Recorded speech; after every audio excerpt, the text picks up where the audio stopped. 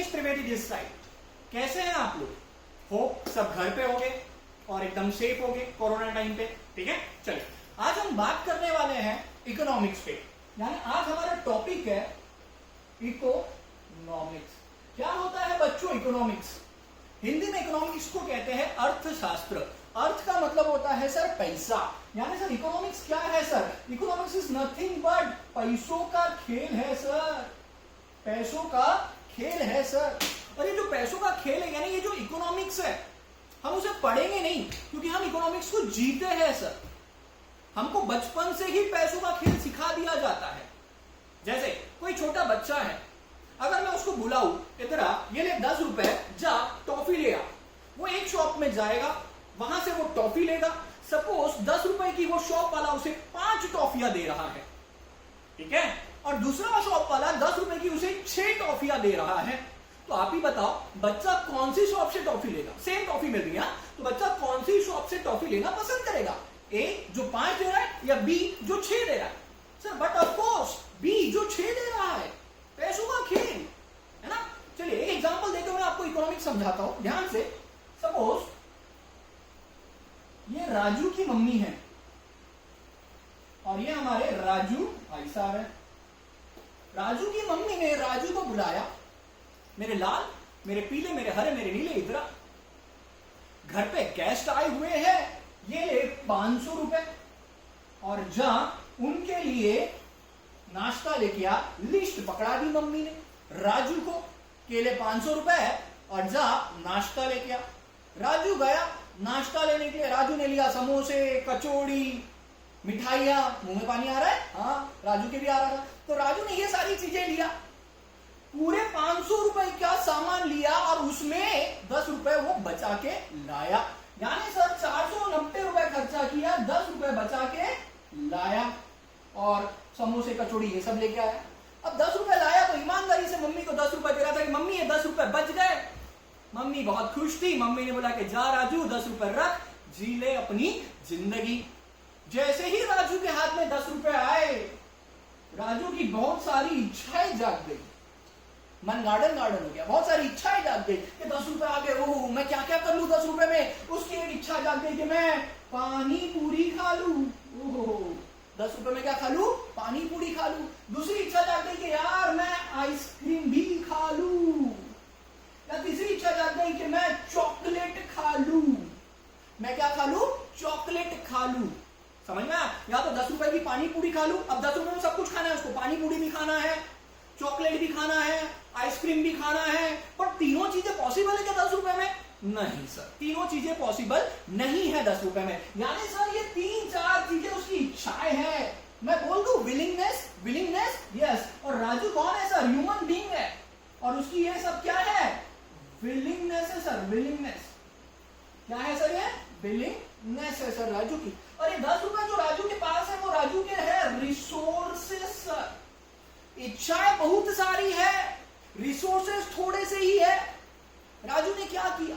राजू ने ये 10 रुपए से सपोज पानी पूरी खा ली। यानी उसने किसको सेक्रीफाइस कर दिया? उसने आइसक्रीम को और चॉकलेट को सेक्रीफाइस कर दिया और 10 रुपए की क्या खा ली? पानी पूरी खा ली। राजू हमारा इकोनॉमिस्ट बन गया। राजू हमारा इकोनॉमिस्ट बन गया। सर कैसे इकोनॉमिस्ट बन गया? इकोनॉमिक्स इज नथिंग बट 3 चीजें। पहली चीज sir human wants are unlimited. Human wants क्या है? अनलिमिटेड है। इच्छाएं खत्म ही नहीं होती है। अगर मैं आपकी बात करूं या मेरी बात करूं, हमारी इच्छाएं कभी खत्म ही नहीं होती। और एक इच्छा फुलफिल होती है तो दूसरी इच्छा जाग जाती है, दूसरी फुलफिल हो तीसरी इच्छा जाग जाती है। इच्छाएं कभी खत्म नहीं होती।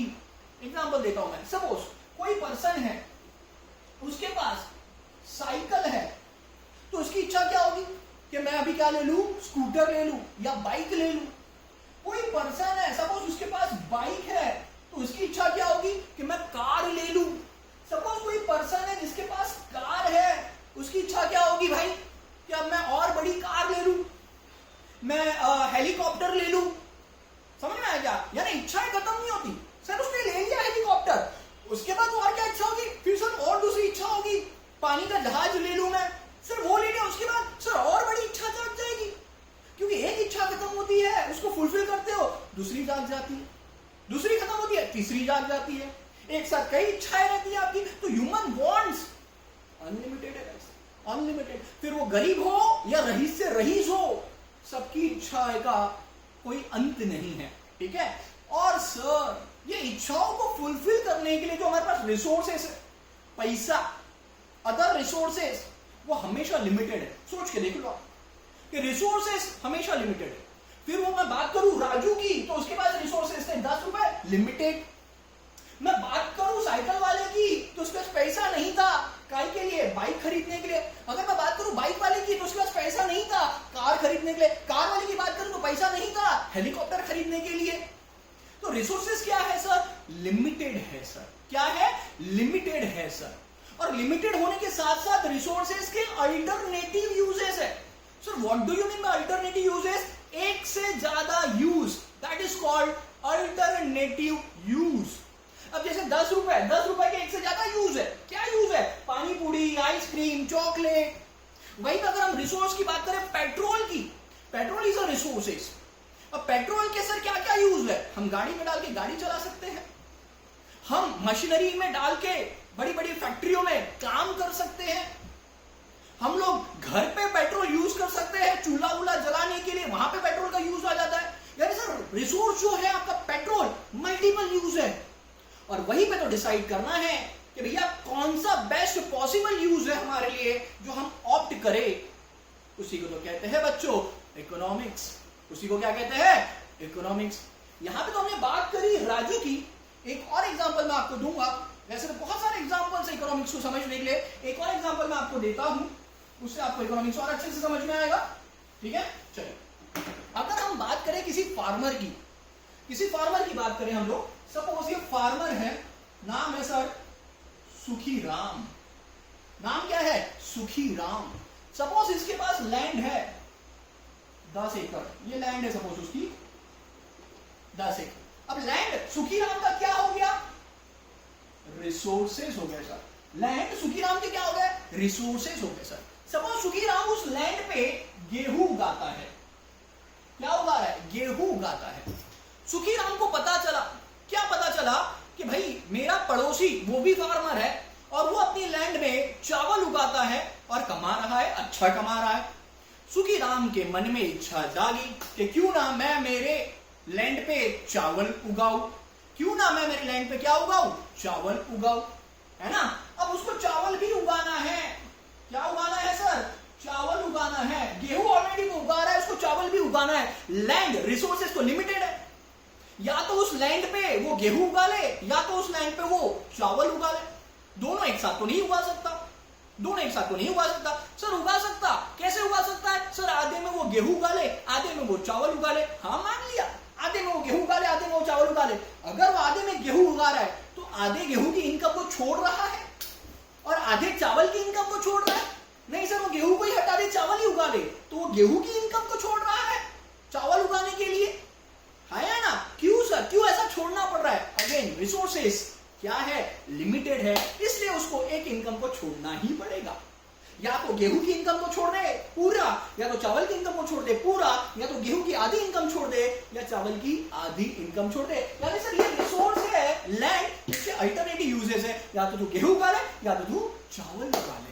अब यहां पे तेरे को डिसाइड करना है कि तेरे वांट को कौन सबसे ज्यादा सेटिस्फाई करेगा। फार्मर, तेरे वांट को कौन सबसे ज्यादा सेटिस्फाई करेगा? गेहूं उगाना या चावल उगाना? वो तेरे को डिसाइड करना है। वही तो तेरा इकोनॉमिक डिसीजन है और यही तो है हमारा इकोनॉमिक्स, यही तो है हमारा इकोनॉमिक्स। ये तो बात होगी हमारे फार्मर की। सर एक और एग्जांपल दे लो, एक और एग्जांपल ले लो बेटा इकोनॉमिक्स में। अगर हम बात करें मैन्युफैक्चरर की, अगर हम बात करें मैन्युफैक्चरर की, उसमें कहां से इकोनॉमिक्स आ गया? तो ध्यान से समझिएगा। Suppose A is a manufacturer. Sir A manufacturer है, क्या बनाता है ये? सपोज ये बनाता है रेफ्रिजरेटर। इसके पास फैक्ट्री है, इसके पास मशीनरी है, इसके पास लैंड है, इसके पास लेबर है और ये सारे के सारे को यूज करता है काय में? सर क्या बनाने में? सर वो बनाता है, क्या बनाता है? फ्रिज बनाता है। एग्जांपल क्या बनाता है? फ्रिज बनाता है। ये सारे रिसोर्सेज को यूज करता है फ्रिज बनाने में। अब वो मैन्युफैक्चरर के दिमाग में आया कि यार वॉशिंग मशीन भी मैं बना लेता हूं, वॉशिंग मशीन की भी डिमांड बहुत है मार्केट में, फ्रिज की तो है ही है, वॉशिंग मशीन की भी डिमांड बहुत है मार्केट में, क्यों ना मैं वॉशिंग मशीन बना लूं, क्यों ना मैं वॉशिंग मशीन बना लूं। अब भाई देखो वॉशिंग मशीन भी प्रोड्यूस करना है या कोई और इलेक्ट्रॉनिक आइटम प्रोड्यूस करना है, मिक्सी प्रोड्यूस करना है, उसकी भी डिमांड बहुत है मार्केट में, मिक्सर ग्राइंडर उसकी भी डिमांड बहुत है मार्केट में। अगर देखो वो प्रोड्यूस करना है तो देखो अगेन रिसोर्सेज लगेंगे, देखो अगेन फैक्ट्री लगेगी। सर नहीं लगेंगी फैक्ट्री, चलो ठीक है जमीन है तुम्हारे पास, ओके सर, मशीनरी तो लगेगी, उसकी अलग मशीनरी होगी, लैंड तो लगेगी, उसकी अलग लैंड होगी, लेबर तो लगेंगे, उसके अलग लेबर होंगे, हाँ या ना यार। अगेन सर रिसोर्सेज तो इतने ही है, रिसोर्सेज को कहां से बढ़ाओगे। और तुम्हारी इच्छा है तो पहले इच्छा थी भैया तुम्हारी फ्रिज बनाने की जो तुम बना रहे हो, अब इच्छा जागी तुम्हारी वॉशिंग मशीन बनाने की, अब इच्छा जागी तुम्हारी मिक्सर ग्राइंडर बनाने की। इच्छाएं तो अनलिमिटेड है, कमाना तो सबको है, इच्छाएं तो अनलिमिटेड है, बट वो सारी इच्छाएं पूरी हो सकती है क्या? नहीं सर। क्यों नहीं हो सकती है सर? क्योंकि रिसोर्सेज क्या है आपके लिमिटेड है और उनके क्या है अल्टरनेटिव यूजेस है। ये टर्म जो है ना अल्टरनेटिव यूजेस, बेटा ये वो कहावत है या ये वो गले की हड्डी है जिसको ना आप उगल सकते हो और ना निगल सकते हो। यानी आपको डिसाइड तो करना पड़ेगा कि आपको भाई आपके वांट बेस्ट पॉसिबल मैनर में कहां यूज हो रहे हैं, कहां हम रिसोर्सेज को यूज करें। सर ये तो गरीबों की बात कर रहे हो आप, फार्मर गरीबों की बात कर रहे हो जिसके पास रिसोर्सेज लिमिटेड है। आपने सर फिर गरीब की बात करी, कोई मैन्युफैक्चरर गरीब है, रिसोर्सेज लिमिटेड है। सर मुकेश अंबानी की बात करो ना, मुकेश अंबानी उसके पास तो रिसोर्सेज बहुत है, पैसा भी बहुत है। गाइस फिर बोल रहा हूं रिसोर्सेज का मतलब सिर्फ पैसा नहीं होता। रिसोर्सेज, अब उसके लिए रिसोर्सेज क्या है सर? उसके लिए रिसोर्सेज टाइम है, टाइम लिमिटेड है उसके पास, सारी चीजें वो खुद ही कर लेगा क्या? नए नए प्लांट डाल लेगा, सब कुछ वो खुद ही हैंडल कर लेगा क्या? उसका रिसोर्सेज टाइम है, उसके पास टाइम लिमिटेड है। सर इतना करोड़पति इंसान होने के बाद अगेन उसकी कोई ना कोई इच्छा होगी कि कुछ और मैं नया कर लूं, है ना। रिलायंस पेट्रोलियम मैंने चालू कर दिया, रिलायंस सीमेंट मैंने चालू कर दिया, रिलायंस की मैं गाड़ियां बना दूं, कार इंडस्ट्री में मैं उतर जाऊं, बाइक इंडस्ट्री में उतर जाऊं, मैं ये इंडस्ट्री में भी उतर जाऊं मैं, ये इच्छा होगी उसकी। फिर कोई और इच्छा होगी, अगेन वो इच्छाओं को फुलफिल करने के लिए रिसोर्सेज। अब यहाँ पे रिसोर्सेज पैसा भी आ सकता है, अब यहाँ पे रिसोर्सेज आपका समय भी आ सकता है, अब यहाँ पे रिसोर्सेज बाकी चीजें भी आ सकती है जो हर किसी के लिए क्या है बेटा लिमिटेड है। फिर वो मुकेश अंबानी हो, फिर वो मैं हूं, वो आप हो, कोई भी हो। और ये हर इकोनॉमी मतलब हर कंट्री की बात है। हर कंट्री में रिसोर्सेज क्या है लिमिटेड है और उनके अल्टरनेटिव यूजेस है। फिर आप बोलो कि sir well developed country USA, उसके पास भी रिसोर्सेज लिमिटेड है। सर हमारी डेवलपिंग कंट्री इंडिया, उसके पास भी रिसोर्सेज क्या है सर लिमिटेड है। या छोटी मोटी कंट्री की बात कर लूं मैं, क्यूबा नाम सुना होगा आपने, छोटी मोटी कंट्री क्यूबा, बांग्लादेश, ये सब लोगों की बात करूं मैं, उनके पास भी रिसोर्सेज क्या है सर लिमिटेड है। और हर रिसोर्सेज के क्या है अल्टरनेटिव यूजेस है। तो सर इकोनॉमिक्स क्या है?